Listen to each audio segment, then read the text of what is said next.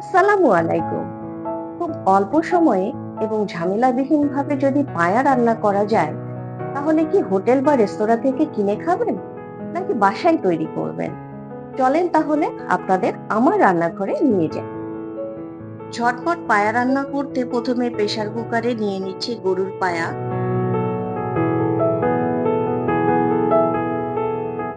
সামান্য পরিমাণে তেল, পানি পরিমাণ মতো,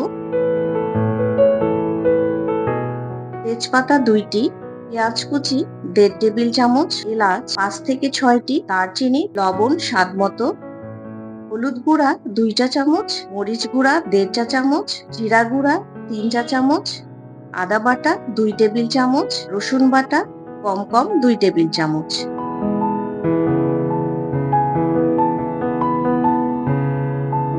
সবকিছু দিয়ে সামান্য নেড়েচেড়ে প্রেসার কুকারের ঢাকনা লাগিয়ে সিদ্ধ হবার জন্য অপেক্ষা করছি।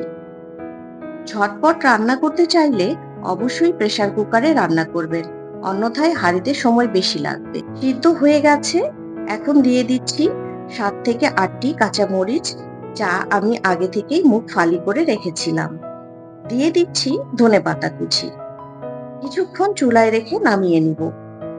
এখানে চাইলে আপনি পেঁয়াজের বেরেস্তা দিতে পারেন, তবে যে কোনো একটি দিবেন, কারণ বেরেস্তা এবং ধনেপাতা দুইটি দুই রকম ফ্লেভার।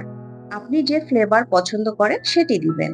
হয়ে গেল আমার ঝটপট গরুর পায়া। আবারও দেখা হবে। খোদা হাফেজ।